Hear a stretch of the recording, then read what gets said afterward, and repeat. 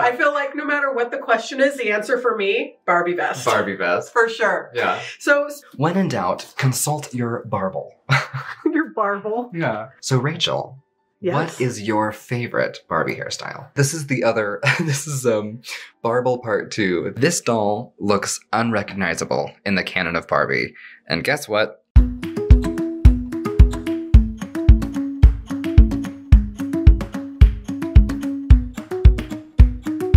Hello.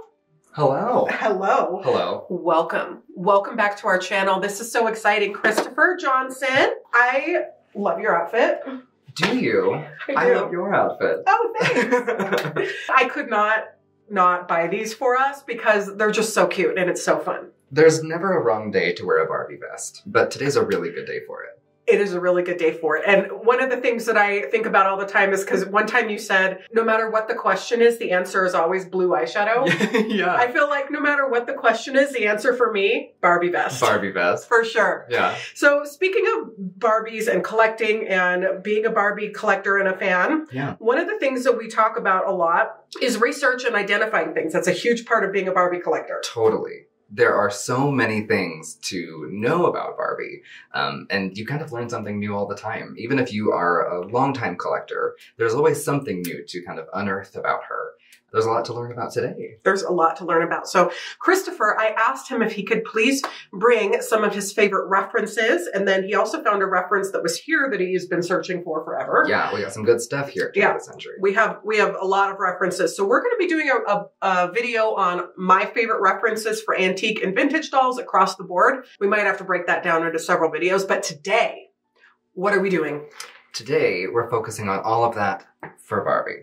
So we are learning about maybe rare pieces that you may or may not already have in your collection. Maybe you're just starting as a doll collector and you want some maybe footholds for where to identify the things that you do have or things that your collection maybe is missing that you didn't realize it was missing. So this is hopefully going to be really informative and also very fun, but a way to maybe help you articulate, if you are struggling to, what's in your collection, what it's worth, and why it's special. Right. Yeah. And this is an overview. This is definitely not every reference out there. This is just what we have and what we use.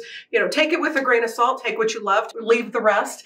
And also, if you have some great references or places to research, please put them in the comments because we're always looking to learn and to find out about more things. I've said it once and I'll say it again. I'm not a Barbie expert, but I'm a really big Barbie fan. And I think that sort of excitement and passion about Barbie alone lends itself to being eager to learn. And so hopefully we can share that energy today about being eager to learn about things you already love. That's it. That's what we are. We're eager to learn, eager to have fun. I thought we were going to be sitting down with like a book and kind of chatting about it. And you set up this awesome scene. Well, yeah. I should know better. But you should know better now. No, I brought a very small little library of some of my favorite books that I have.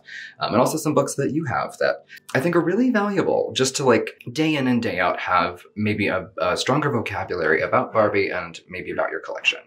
Love it. So let's see where to begin. Where do you begin with Barbie? I guess in the beginning. We've done lots before on the channel about #1 Barbie and what identifies #1 Barbie. So if you want to learn more about what that looks like, feel free to reference those videos. More or less, you'll never find any doll with holes in her feet beside our #1 Barbie. If you're struggling to identify that doll, look for the holes. And then we can maybe later get into what maybe like fraudulent footholes look like, but or a reproduction number because they put them in the reissues. Good point, yeah, and maybe ways to identify those dolls from vintage ones. But I think today I want to focus more on accessories your collection may have, and maybe like variations of outfits or variations of dolls and things that are just sort of smaller details you may overlook. Love it, love it. So we got in a little bit of stuff earlier this week. We had a lot of a doll collector come in with Barbie that loved some accessories. And I want to talk a little bit about maybe what those look like, what those may be in your collection. Some of you were gracious enough to notice and correct in comments recently where we've misspoken. So thank you for doing that. And I want to kind of identify some of those pieces. Love it. So one of the things that we got from the haul earlier was dogs and duds. That's this guy here. We talked about this sort of pipe cleaner dog. We've got a coat that comes with him, and some pieces that look a lot like other accessories are the party hat and masquerade mask from both a Barbie Halloween costume and a Skipper Halloween costume, but these are in fact part of a kit for the dog, as well as the earmuffs and the coat, right? So not a full complete set, but maybe you have this hat and it looks like something that goes for Skipper or Barbie. This may be one of any of those. So I want to show you what an example of that might look like. Which of my books did I put this in? When in doubt, consult your Barble. Your Barble? Yeah. I'm not much of a believer, but I do read the Barble. So if you're looking at maybe what some of those accessories in your collection look like and you're not sure what's what, this is an example of maybe ways to identify that. So this hat is very similar to maybe one you would see in a couple other sets. This one comes with dogs and duds. This was an accessories pack from 64 and 5, and you can see that's the one that we've got there. And I'll show you why it's this one and maybe not another one. So a comparable example might be the Skipper collection. This is the masquerade for Skipper. This has a maybe larger black brim and also has a pom-pom on top. Probably just a little bit larger, right? Because it's for Skipper's head. And then you've got another one for Barbie, and that one is very similar to the Skipper one, but without the pom-pom. So you just have to look real close at the details. It's all about the little details, right? Okay. And if you think like, well, it's a yellow and black hat, it has to be for Barbie. Well, it very well may be, but it might be just a different like physical proportion of color. And let's talk about the book itself. So this book. This is a quintessential must-have book for any doll collector. This is the Barbie Fashion Book Volume 1. This documents this era, the vintage era of Barbie. This is pre-mod. There's a second volume that's for cataloging the mod era of dolls. So if you want to look at that too, that's an option. We're kind of focusing a little bit more on vintage stuff today, but there's a whole can of worms to do for mod era dolls. If you want to learn about Barbie clothing, Barbie fashion, Barbie accessories, this is one that I would say consider getting in your collection. It would be really, really helpful at identifying things and their values. So that's maybe one example of how to figure out which hat you have for that. Something else maybe that you may have, Barbie came with lots of accessories, but one of them was often tiny little books that would show her like rather problematically maybe how to lose weight or things adjacent to it. One of them we've got is how to get a raise. And I like that. Right? This book might just be kind of floating around in your collection. You say, well, what is that? I know that there were several different books that came with different ensembles, right? I know that one book that comes with Barbie, we've got a set here with Sweater Girl.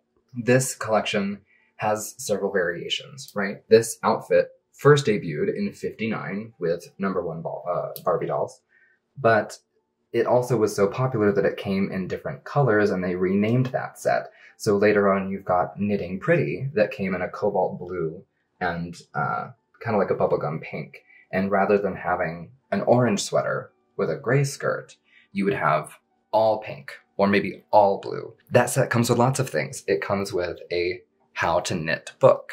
So maybe you're looking at what accessories go with what thing. I've got books. What sets do they go with?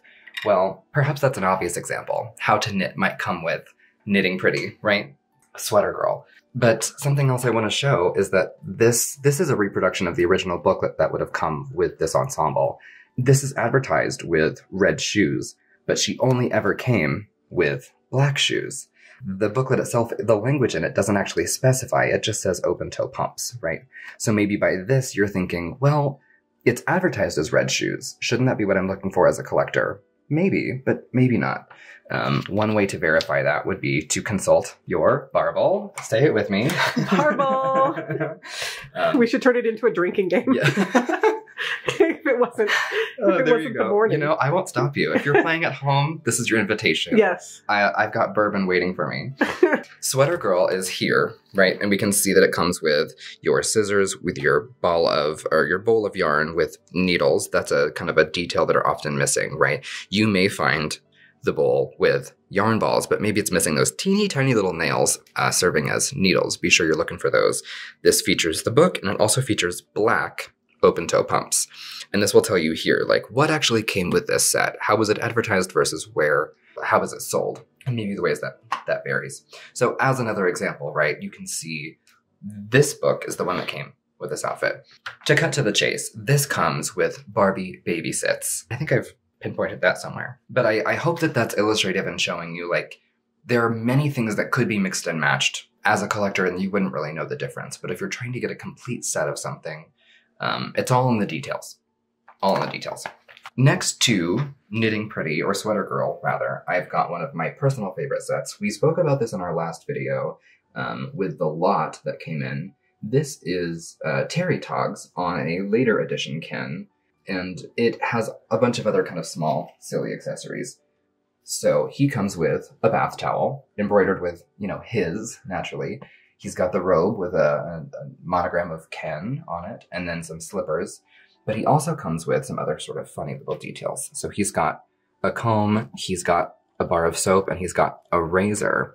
Mattel had several sets that came with bars of soap. So this is a white bar, and in very, very faint impressing, you can see it says soap. You may not be able to pick this up on camera, but it very, very faintly says soap on there. There are others that are actually different from this one, and I want to show you maybe what those are and why that is. One of those examples we've got here in the Barble. God, we're gonna get people so drunk. Okay, I mean, I hope so. Yes. One example is the Barbie version of this outfit. It's called Singing in the Shower, and it comes with a teeny tiny bar of soap that is pink, and this has soap on one side and a bee on the other for Barbie. If you see a tiny bar of soap, maybe be sure that you have one or not the other, right? This is kind of, if you want a complete set, you have a bar of soap. You may have the right one, you may have the wrong one. Another example of that, there's the white soap. So this is what the rest of the Terry Togs comes with, right? You can see my kit here is missing the cord for his razor. Oh, look at that. Isn't that silly? So yeah. Even if you think you have a full set, this very comically came with a cord that you would, you know, maybe plug in Imaginary Play. It also comes with underpants, which I think is so charming. How silly. It's very, very cute. But this has that white bar of soap, right? I believe the other one you're looking at, I always think it's Candy Striper. It is Candy Striper.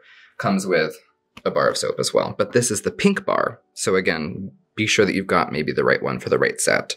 This is famously very, very maybe hard to find in a full set because there's so many pieces. You've got a fork, spoon, and knife, orange juice, a watermelon. I mean, like, it's really extensive, right? And we've got what looks like the Kleenex box here, which from our last set, we got in the haul. This is something that came with various other sets, right? This can also be found in a kind of an accessories pack called Skipper's Dream Closet. And it's not a wardrobe closet. It's a medicine closet. It's like a coat closet. And she's got like Dawn dish soap in there, and she's got, you know, Q-tips and whatever it is. And she has a box of Kleenex in there. So you may be able to mix and match some pieces, but like the soap, maybe not for others. Questions so far? I'm mesmerized, and I know our friends out there are mesmerized. Yes. Good. Yeah, I think this is one little example about maybe the details you're looking at. Here again are those needles, and sometimes these are glued in there really, really nicely, but some of them are not. I've got another set of this at home that actually has different colored balls of yarn. So you may have like a pale pink or a blue. You may have something deeper. I've never seen like a purple ball of yarn, but you very well may have one. And my bowl at home does not have the needles. So something to look for is like, this is maybe a rare, this isn't maybe, but look for maybe rarer color variations of something like this. We spoke a little bit about this record player in the last video, but this comes with Francie sets, this comes with Skipper sets, this comes with Barbie sets. There are lots of different sets that this might have been a part of. So when you find something like this, and maybe you've got several other incomplete sets, this might be really valuable to you because you can kind of at least display it multiple ways, multiple times, right? Something like that. I want to talk a little bit about maybe more rare doll things and maybe some variations for dolls as well. So behind me, we've got one of my favorite pieces here at the shop. This is just a really pretty number 5. But what's sort of interesting about her, she's got her original swimsuit, she's got her shoes, she's looking really good, no greenier, whatever, right? But she's got this beautiful factory braid bun in the back. And something they were doing with number 4s and number 5s was playing with the styling for hair. So I've seen several factory braids that just come down the back the way that the ponytails often do. This is maybe the only one I've ever seen that features like a sculpted bun, and you can even see that you've got some like original pins in there, keeping that intact. It's very pretty. And you don't see things like this very often because 9.5 out of 10 times Barbie just had a ponytail. A very sort of fun, silly variation on what would normally be. I love that. Yeah. Is it in one of the books? I was looking for it in the books. I've seen factory braids. I can show you a factory braid, but I can't even find anything about a factory braid bun. So then how do we know it's factory? You can tell the way it's set, right? This is not something that's just been coiled up on top of her head with little fingers. This is really detailed, and it's very sturdy. This is something that you can tell had a styling product in it to press it into place. It's a very well done. It's also like symmetrical on her head. It looks good. So what my question is there's a lot of very skilled doll hairstylists out there. Yeah. And I find that with dolls, it's always this. It can always be one way or the other. Totally. So it could be restyled. We don't necessarily think it is. Yeah. But why do you think so over it not being done by a professional hairstylist? That's an excellent question. And I will say, if I know anything about the collection that we have here at Turn of the Century, it's been curated over many years very intentionally. And this is a doll that was stored away with importance and with intention. And when I found her, I knew that Diane wouldn't have had a collection with dolls in it that was sort of haphazardly thrown together. This was in box, and this was laid very carefully and packaged in such a way that I knew she cared about this doll. I don't think she would have had something in this collection that was maybe just thrown together or redone. Anything she had, she really cared about. And this is a very stellar, rare example of a factory set hair. Love it. Good enough for me. I love that. And she's so pretty. Like, I think that's so cute. I have a question. Yeah. What is your favorite color of hair on a Barbie? That is a good question. That is hard. That depends. I love lemon blonde. I think lemon blonde was done with later ponytails and like arguably some bubbles. You see them often with swirl ponytails, if they don't oxidize, right? It's really hard to find a platinum ponytail that is not oxidized at all. Those often turn to something that looks sort of like an ash blonde. But I would say either a really nice, bright, saturated lemon. I love the brunette. I love the like almost raven black hair that also is not quite brown. I don't know. Pop off in the comments on what your favorite one is, right?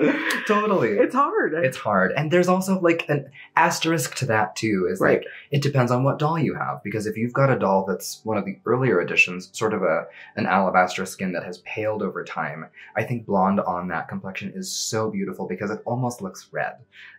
It's changed in such a way that it's kind of a strawberry blonde. And I think it complements, like from a color theory standpoint, I think those combinations of colors are so flattering. So if you've got like maybe a number 1, 2, 3 that's paled quite a lot, I think that hair, that sort of like red blonde strawberry hair is absolutely breathtaking. But I love a brunette bubble. I love a, like how can you pick? How can you choose? How can you pick? How can you choose? Well, if you have a definite favorite, we want to know in the comments. It is really hard. Okay, so what's next? So this is a very well-loved copy of Barbie, Her Life and Times by Billy Boy. Billy Boy is a prolific fashion and jewelry designer who's also a very, very big fan of Barbie. And so maybe you've seen Billy Boy one-of-a-kind dolls that have been redone. If you can get your hands on one, do it. But this kind of tattered, lovely copy has some really lovely examples and anecdotes and fun points of knowledge that I find very valuable. So in here we've got a fuzzy but good depiction of a factory braid. This looks like a number 4. She's in senior prom, looks amazing. But this shows you that they were actually produced this way. And you can even, kind of looking at the kind of matting of the bangs here, you can see that this is original. She hasn't been restyled. And I think she looks really, really good. But if you can find a factory braid ponytail, those are considered rare and those are considered valuable. And not to mention they're really pretty, you know? Yeah. I think any sort of variation on styling there would be a great addition to your collection. So Rachel, yes. What is your favorite Barbie hairstyle? I love the swirl. I really do. I think it's glamorous. It is. It is very glamorous. And I think probably most collectors would agree with you. It's maybe arguably her prettiest era. We've got a really gorgeous, beautiful blonde swirl here. She's got a very mild, gentle case of green ear here, but I don't actually think it distracts much from her beauty. She's got a really lovely pale peach lip here. And she has her original yellow ribbon and elastic holding the ponytail in together. This is a nice example of a fairly long ponytail. She's just looking nice and crisp. Something else you may not know is that she's quote-unquote complete, right? She's quote-unquote mint. These dolls came with another small detail that I think if you are new to collecting swirls is valuable to know. These, in order to keep the hair ribbon in, which we've got an original hair ribbon on this one as well, is they also came with teeny tiny bobby pins that kept the ribbon attached to the ponytail. So in here you've got elastic at the base of the hair, a ribbon around it, and then a bobby pin going through the back. And this still has that original yellow ribbon and the bobby pin. Just another way for you to maybe scramble your brain thinking about, like, what is my collection missing? It's like, do you have those teeny tiny little bobby pins? They're hard to find. They slip out, you know. They're not industrial grade bobby pins, but something else maybe to be mindful of when you're looking at I love that. completing a collection. I love that. That's fun. Super silly. In the last video, we showed you an original Ken who was well loved. We said that he had been to war. He had his arms sort of bound onto his chest, and I thought that was really sweet. We have another example of an earlier Ken with maybe more intact joints that we've got here. He's one of the original ones by the face, which we will kind of get into, and the flocking on his head. So he's got like a fuzzy hairdo that makes it look maybe a little bit more like actual hair, right? This was first release Ken. And then next to Barbie here, we've got maybe a later release Ken. And you can see side by side the facial differences here. So most notably, he's got a totally different mold, right? But he's also got kind of a sculpted flat top versus something more buzzed. Totally molded hair, no flocking here, right? You can see that's all molded plastic. And he's got different eye shape, he's got a different nose shape, he's got a different cheekbone, different brows, all of it. His entire head is actually a little bit longer. And there are lots and lots of variations on both of those faces too. So if you're looking at maybe ways to identify which Ken do you have, how old is he, what does he look like, I'm going to show you some of those examples too. Love it. This is Barbie Rarities that shows you maybe some of the more sought after, valuable parts of a Barbie collection that you could look for. Obviously decorated with the quintessential, iconic black and white swimsuit. See at number 1 there. But I want to show you some Ken faces in here. So we've got examples of what you can look for when you are identifying your Ken doll. And this book is by Florence Theriault, so if you need to Google it, that's how you can find it. Trusted source. So you can see here we've got a variation in eye decoration, right? This gives maybe a little bit of a larger pupil, more ornate eyeliner. I think he looks so handsome. I love this sort of like soft, sweet face on Ken. Very kind. This is a similar sort of structure, right? But maybe not quite as large of a pupil. And then you've got a much smaller pupil and iris, and you've got a more pronounced lower eyeliner. So these are all still examples of earlier Kens, right? They've all got the flocked hair. They've all got that sort of smaller head, smaller face. But I think the most infinitely collectible thing about Barbie or about her friends are the faces. I think what I care about as a collector is the face. That's not like revolutionary to say. I think a lot of people would probably agree. But the face is a total make it or break it for me. I really care about lips. I really care about eyes. I want them to look artfully done. And this is a great example of anything earlier on that was still hand painted or even like kind of personally screen painted would be more collectible. We've got some examples too of here's some earlier Kens. And then we've got later edition Kens next to it. So you can see the one we've got displayed, and Terry Toggs is going to be one more of these guys. And even within this edition of Ken, still lots of variation, right? So you can see like a bolder, closer eyebrow, maybe a softer, further apart eyebrow, variation in eye color, even though they're all brunettes, right? Same thing with the blondes. You've got more pronounced brows and liner, maybe a really subtle liner, totally different eye colors. I think an unsung hero of Barbie collectors often is Ken, and there are so many collectors that actually only collect Ken. He's just about as full of variation as Barbie is, and usually more affordable. So if you don't care about the feminine glamour as much, but you want the detail, and you want the intricacy, and you want the collectability, Ken is a great way to explore what that feels and looks like in practice on maybe a smaller scale, maybe a smaller budget, but without sacrificing any of that sort of excitement. Love that. Yeah, Ken is a fun one. In Barbie Rarities, again, the Florence Theriault, in collaboration with Sarah Sink Eames, she is the author of our Barbel. Barbel! Barbel. So I just said Barbel again. So does that mean, is that 4 times in the last like 10 seconds? Yeah, and it counts if I say it too, so... Enjoy your booze. Enjoy your booze. We've got an example of, I think, a really fun, interesting doll. In 72, there was a reissue of the Ponytail doll exclusive to Montgomery Board. And this doll, if you look at a glance, is really not super identifiable, maybe. Like a sweeping glance doesn't look too radically different from an actual vintage release Ponytail Barbie. This doll, I think, looks quite... I think she facially is kind of silly, right? If we're talking about faces, she's not quite right. This is a really fun addition to have to your collection. She's not especially rare. She's not especially valuable. But she is sort of a silly example of how every step along the way, nostalgia has really fueled the love for Barbie. By 72, Barbie had been out for a little over a decade, maybe 15 years, right? And at that point, we're already hearkening back to longing for the original Barbie. And at the time, you're looking at like Ballerina Barbie, and you're looking at Equestrian Barbie. You're looking at, all these like 70s mod quintessential dolls. But this is released at the same time, right? I think you can tell by maybe the brows are the best giveaway. She's got a very different, higher, further apart, rounded brow shape than usual.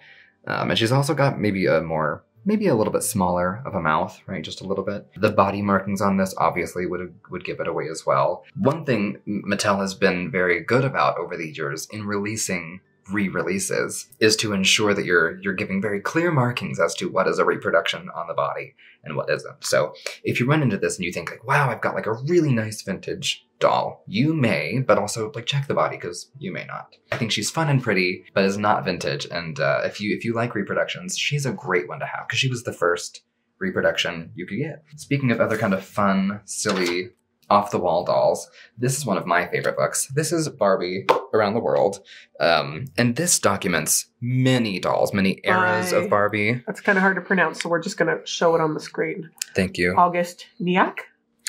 I believe you. Close. This one really catalogs like up to Y2K and past that. Like you're getting a lot of dolls on this, but if you want to learn anything more about market exclusives or like really kind of funny, strange variations, this is a great one to have. In here, we've got, as many of you may know, Barbie in the early years was produced in Japan, but there was a special exclusive market for Japanese customers to purchase exclusive things in Japan in addition to regular Barbie. Something that collectors are often really excited about is when you can see on a face like, oh, that's an exclusive, that's more rare. This would be an example of a Japanese skipper. So you can see that she's got fully painted dark irises and pupils with a tiny little notch in the corner, like a little triangle taken out, sort of like an early Disney character, right? Think about like Mickey Mouse, Goofy, having that little notch in the eye. Very cartoon-like. She's got those 3 little eyelashes and a totally dark eye. And that's a great indicator of a Japanese exclusive skipper. We've got some other options for American Girls. American Girl might be my favorite doll. She's so pretty. The hair is so pretty. I love a bend knee. I think she's so beautiful. I lose my mind for American Girl Barbie dolls. These give you very subtle differences in face paint versus originals. So again, we've mentioned before kind of having a trained eye for what you're looking at. And this would be something to purchase if you're looking for ways to identify what those tiny variations are. Maybe the American Girl Japanese exclusive would have a more vibrant face. She probably has a little bit more rounded cheeks, smaller eyes, more of a pursed lip. But she's really not that different in appearance from the American US market American Girl. So keep that in mind. Also, little like note for lingo. American Girl doll for Barbie is lingo that we as collectors have created, but there's no actual American Girl Barbie doll. She was coined as the bendable leg Barbie doll. American Girl refers more to the hairstyle, but that hairstyle came on the first bendable leg Barbie. And amending that statement too, the very first bendable leg Barbie was Miss Barbie, but she wasn't marketed that way exclusively. Now that you just said Miss Barbie, I'm just gonna go. Yeah. Ta-da! Yeah. She's just having a heyday over there. She's basking in the spotlight. She is. That technically was the very first bend leg, but American Girl refers to the same body. Miss Barbie and American Girl share a body. You can see by the body markings. Well, but they've got different neck knobs. Oh, there's a whole video on that we should do. We've got some great examples of other market exclusives. Pop off in the comments if you want a neck knob video.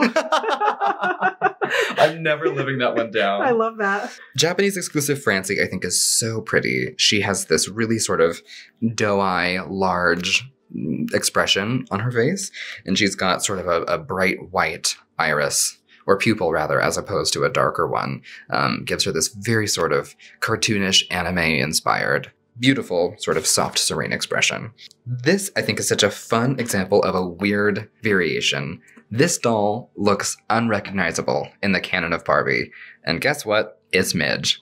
This is Japanese Midge. And this is a doll you could only buy in Japan. So if you are one of the many collectors that has divisive opinions on Midge and her face, consider maybe spending a pretty penny on a Japanese Midge. And Japanese Midge will show you a totally different face sculpt.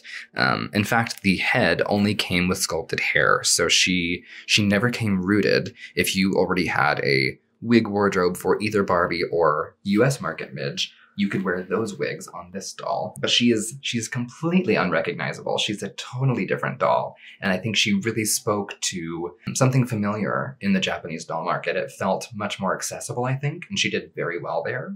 She's hard to find, and she's very pricey. So if you see our Midge over here in the corner, she's ready to go on a date with Alan with those milkshakes. That would be a classic example of a US market Midge. I'm sure you've seen her before. Barbie's original bestie. But overseas, she looked really different, right? I don't even know where to start. The entire head is different. It doesn't even look like a Barbie. Totally, right? Oh. Like, this looks like a completely different doll. And later, as licensing with Mattel changed in the Japanese market, there was many producers that went through with Mattel to make Barbie dolls that do not look like Barbie dolls, that I have a fondness for, but are truly, again, like, sort of unrecognizable. I want to say 70 of the 80s, the mid-80s, Takara was a company that began making dolls with Mattel, marketed as Barbie, but she is very reminiscent of Sailor Moon, right? Very reminiscent of anime in lots of ways. She has a completely different, totally different facial sculpt, totally different body. She is, I think, really charming, really pretty, but embodies a very youthful, fresh, innocent wonder about maybe feminine Japanese youth in a way that that US market Barbie was maybe much more mature and maybe much more brazened in some ways, right? Reminds me a little bit of Momoko. Completely the same vibe. Takara went through several years with Mattel, and toward the end of that relationship, Mattel marketed with or maybe rebranded, you could say, with Maba, and Maba was short for Mattel and Bandai. Very similar looking dolls, but these are technically different. So you can see, like, if you run into any of these are also somewhat rare and somewhat valuable, maybe more some than others. Do some investigating for here. One of my very, very favorites are these dolls. I think these are absolutely breathtaking. The Hiromichi dolls are so interesting because they are very stylistic and reflective of fashion in the 80s, because these came out mid-late 80s, but they've got vintage sculpts. So these look like older ponytails, but really contemporary. I think this is a really great example of maybe what we could have looked for or maybe looked forward to if Mattel had never changed Barbie's face all those years, right? If we never got the mod face, if we never got the superstar sculpt, this is sort of maybe predicting what she could have been in the future with that same face. This will always be my favorite face. I love that silly lash ridge. I love the giant forehead that Barbie has. This facial sculpt is so silly, and seeing it in the 80s is such a jolt to me. So pretty. This is something that I opened on Christmas morning under my Christmas tree this year and just died. My parents were kind enough to gift this to me, and they were annoyed with me the entire rest of the day because I wouldn't put it down. I refused to do anything else but dive into this book. This is the other, this is Barble Part 2. Alba Christensen and Laurel Schwing? Yeah, if you're looking for anything that is anything you could possibly know about Barbie beside the dolls themselves, this is something that, like, you should sleep with like a teddy bear. Just keep it with you all the time. This is generally a very expensive book, generally a very sought after, hard to find book. Because nobody wants to get rid of it. If you have it, you keep it. This is documenting any licensed products that Mattel ever released during the years through 71. It's marvelous. And if you care about, like, for example, Barbie had many cars, right? Her very first Austin Healey car was orange, but it wasn't only orange. And so if you can find the pink version, it's incredibly hard to find. If you are new to collecting and you're trying to get a more seasoned understanding of what you're looking for when you're shopping, this would be monumental to help you identify what is rare, what's rarer, what's more common, and how to kind of approach that.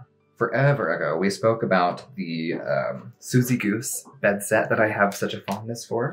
And this shows you various, maybe variations of that furniture, right? So you can see we've got it in a white bed frame, we've got it in a pink bed frame, and then showing you maybe the different fabrics that it was sold with. Susie Goose had a large collection. There was a piano, there were boudoir sets, there were all kinds of things, and they varied both in packaging and color variations. I mean, really, if you just wanted to collect just the furniture, there are so many ways that you can add to and expand your collection. This bed is incredibly rare. Usually this came with a red velour head and footboard and a matching bed set. The floral print is very, very rare. This is maybe a more rare example of the vanity. Usually the whole thing is in white. This is, and the stool usually has a red fabric with a sort of embossed flower here. Usually comes with a red rug. But this is a very fun example of a color variation. If you care at all about furniture, right? If you care about the doll houses, books, I mean, purses, wallets for people, jewelry for people, tea sets for people. I mean, all of the licensed products, this documents all of those things. And I think probably my foothold into falling in love with Barbie in the beginning was through doll houses. I loved the structure. I loved being able to immerse myself into that scale. I thought that was so fascinating. And then to see the tiny accessories like her books, like her scissors and bowls of yarn that you could stage in this tiny house, I just was captivated by. This would show you all of the ways that you may have options for expanding your collection. So what do we have in here? We can talk a little bit about the various furniture pieces maybe you could find as Barbie collectors. There was a line called Roomfuls that had maybe just one paper backdrop, and then you could have several pieces that came with it, right? So rather than an entire house, you would have almost like a stage set, and then you'd have maybe a bed, maybe you'd have a kitchen set, whatever that is. This is a good living room example. Some of these pieces came with, like, here's a good dining set. This is for Barbie and Skipper, 1964. So maybe around the same time that you're looking at bend leg dolls, you're looking at American Girl, side parts. This would be a great thing to have if that's kind of your era. Here's a really fun piece. This is the Mattel Modern Doll Furniture. This is all wood, and it's all, it's real wood and real fabric and real stuffing. The cabinet door is really open. If you want, like, luxurious, very mid-century modern, very chic, contemporary, sleek furniture, this was very, very elegant for children to have for doll play, right? Because otherwise, Barbie furniture came just in cardboard. And so something like this was incredibly glamorous. especially considering Barbie already was $3, maybe a little bit less in 1964. These came out in 58 and these sold for $6. Like, this is incredibly expensive for just doll play. Very beautiful, very fun pieces. So we found the Austin Healey car that we'd spoken about. This is the original. So it comes in this beautiful sort of tangerine color, kind of an aqua lining. But this book documents what might be the original prototype. So if you can find this, it's incredibly rare. But you also have, let's show them. Yeah, beautiful, just beautiful red prototype, what was originally planned for Barbie. You can see that they kept kind of the seat molding and the general body of the car. The wheels are similar, but like really so much of it changed, right? So much of it looks the way collectors would recognize it now. This might be rare for a couple reasons. Often you'll see that the windshield has cracks in it, or maybe has come off altogether. Perhaps you're missing something like side view mirrors, bumper, fender, headlights, things like that might be kind of scuffed or pop off. The whole thing is plastic, and it's a very lightweight plastic. You may see cracks in this. This very quickly goes from rare and valuable to rare and not valuable based on the condition that it's in. You've got a cream variation here, which I love. I think that is so chic, so pretty. Here we've got it in red, right? And we also have it in pink. I think naturally Barbie had to have a pink convertible since day one, right? But this one is, again, incredibly rare, hard to find. Flipping through this, something I'd noticed that I think is so funny is we've got a car that is marketed for Skipper, and canonically, Skipper is a child. Barbie's the teenager, right? So if you're assuming that Barbie's just now old enough to begin driving, presumably Skipper is old enough to, you know, be tying her shoes, but maybe not a whole lot else, right? And there's her own car for Skipper and Ricky, and I think that is so funny. Imagine leaving two, like, what, 12-year-olds in a convertible to just wreak havoc in? Sounds like fun. Only in the Barble.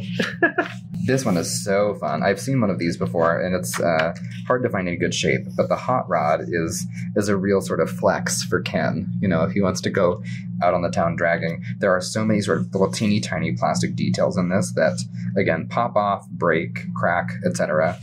If you can find this, it is hard to find and very, very pretty. Even in bad shape, it's pretty valuable. Love this car. Yeah, just some fun anecdotes in here. You see, of course, the classic Barbie camper. This is something that everyone remembers, everyone loves. It's so much fun to play with.